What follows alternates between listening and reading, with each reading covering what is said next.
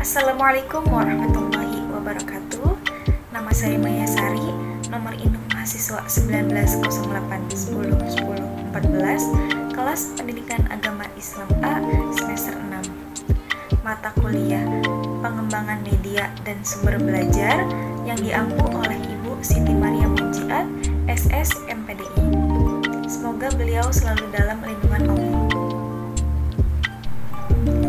Video ini bertujuan untuk memenuhi tugas akhir semester.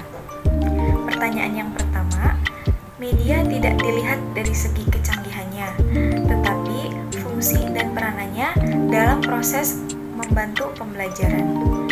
Jelaskan pernyataan ini.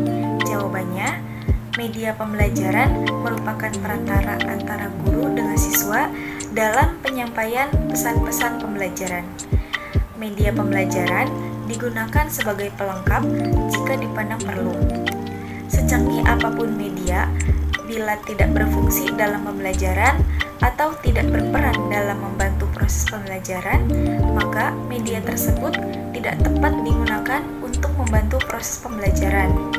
Media tidak mengganti metode pembelajaran atau fungsi guru. Tujuan penggunaan media yaitu untuk memperbaiki situasi proses pembelajaran sehingga media yang digunakan harus cocok dan sesuai dengan kebutuhan guru dan siswa. Untuk dapat memilih media pembelajaran yang akan digunakan, guru harus memahami tentang macam-macam media dan pertimbangan apa yang perlu dalam memilih media. Selanjutnya, pertanyaan yang kedua. Mengapa dibutuhkan perencanaan dalam pengembangan media pembelajaran? Media pembelajaran adalah media yang digunakan dalam pembelajaran, yaitu meliputi alat bantu guru dalam mengajar serta sarana pembawa pesan dari sumber belajar ke penerima pesan belajar atau siswa. Sebagai penyaji dan penyalur pesan, media belajar dalam hal-hal tertentu bisa mewakili guru menyajikan informasi belajar kepada siswa. Jika program media itu didesain dan dikembangkan secara baik, maka fungsi itu dapat diperankan oleh media meskipun tanpa keberadaan guru. Jika guru memanfaatkan media pembelajaran secara baik, guru dapat berbagi peran dengan media. Peran guru akan lebih mengarah sebagai manajer pembelajaran dan bertanggung jawab menciptakan kondisi sedemikian rupa agar siswa dapat belajar. Untuk itu, guru lebih berfungsi sebagai penasihat, pembimbing, motivator, dan fasilitator dalam kegiatan belajar mengajar. Secara umum, manfaat dari perencanaan pembelajaran menggunakan media adalah memperlancar interaksi antara guru dengan siswa sehingga kegiatan pembelajaran lebih efektif dan efisien. Selanjutnya yaitu pertanyaan yang ketiga. Tahap pelaksanaan adalah tahap yang menentukan dari pengembangan media pembelajaran. Jelaskan tahapan-tahapan dalam pelaksanaan pengembangan media pembelajaran. Jawabannya, secara garis besar, kegiatan pengembangan media pembelajaran terdiri atas 3 langkah yang besar yang harus dilalui, yaitu kegiatan perencanaan, produksi, dan penilaian. Sementara itu, dalam rangka melakukan desain atau rancangan pengembangan program media, Arif Sadiman dan kawan-kawan memberikan urutan langkah-langkah yang harus diambil dalam pengembangan program media menjadi 6 langkah sebagai berikut. A. Menganalisis kebutuhan dan karakteristik siswa, yaitu kebutuhan dalam proses belajar mengajar adalah kesenjangan antara apa yang dimiliki siswa dengan apa yang diharapkan. Setelah kita menganalisis kebutuhan siswa, maka kita juga perlu menganalisis karakteristik siswanya, baik menyangkut kemampuan, pengetahuan, atau keterampilan yang telah dimiliki siswa sebelumnya. B. Merumuskan tujuan instruksional dengan operasional dan khas. Untuk dapat merumuskan tujuan instruksional dengan baik, ada beberapa ketentuan yang harus diingat, yaitu tujuan pembelajaran pembelajaran harus berorientasi pada siswa, dan sebuah tujuan pembelajaran hendaknya memiliki 4 unsur pokok yang dapat kita akronimkan dalam ABCD: audience, behavior, condition, dan degree. C. Merumuskan butir-butir materi secara terperinci yang mendukung tercapainya tujuan. Penyusunan rumusan butir-butir materi adalah dilihat dari subkemampuan atau keterampilan yang dijelaskan dalam tujuan khusus pembelajaran, sehingga materi yang disusun adalah dalam rangka mencapai tujuan yang diharapkan dari kegiatan proses belajar mengajar tersebut. D. Mengembangkan alat pengukur keberhasilan. Alat ukur tersebut dibuat secara teliti dan direncanakan sebelum kegiatan belajar dilakukan. Alat ukur hasil belajar tersebut dapat berupa tes, penugasan, atau daftar cek perilaku, dan sebagainya. E. Menulis naskah media. Naskah media adalah bentuk penyajian materi pembelajaran melalui media rancangan yang merupakan penjabaran dari pokok-pokok materi yang telah disusun secara baik seperti yang telah dijelaskan.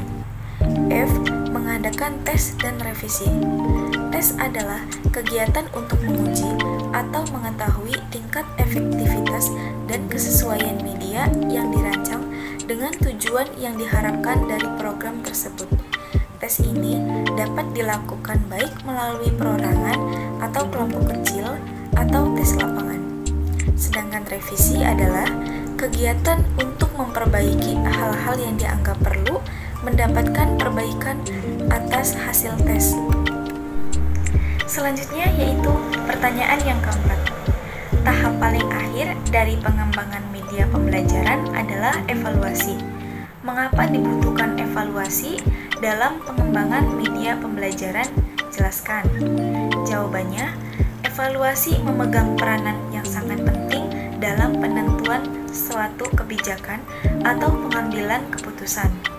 Dengan evaluasi, kita dapat melihat efektivitas dan efisiensi dari program yang telah dan akan kita lakukan. Sedemikian penting evaluasi ini, sehingga tidak ada satupun usaha untuk memperbaiki mutu yang dapat dilakukan dengan baik tanpa disertai langkah evaluasi. Evaluasi merupakan salah satu komponen sistem pembelajaran, sehingga tidak mungkin dielakkan dalam setiap proses pembelajaran. Mungkin evaluasi merupakan tahap akhir dalam pengembangan media, namun bukan berarti kegiatan ini dilakukan setelah program media tersebut selesai diproduksi. Dalam kegiatan pengembangan media, sebaiknya dilakukan pada setiap langkah sejak tahap perencanaan, seperti terlihat dalam bagan arus. Pada kegiatan pengembangan media, evaluasi dimaksudkan untuk mengetahui nilai suatu kegiatan, produk, atau sistem. Selanjutnya, pertanyaan yang kelima, bagaimana pelaksanaan pengembangan media dan sumber belajar di tingkat SLB pada mata pembelajaran PAI dan Budi Pekerti? Jawabannya, contoh pemilihan media pembelajaran PAI berdasarkan kondisi dan modalitas belajar anak berkebutuhan khusus. Yang pertama, anak berkebutuhan khusus dengan keterbatasan penglihatan lebih tepat bila digunakan jenis media audio. Anak berkebutuhan khusus dengan keterbatasan pendengaran lebih tepat dengan menggunakan jenis media cetak atau gambar. Anak berkebutuhan khusus dengan keterbatasan mental lebih tepat menggunakan jenis multimedia dan benda konkret. Yang kedua, anak berkebutuhan khusus usia prasekolah atau TKLB lebih sesuai digunakan media objek nyata atau replika dari objek.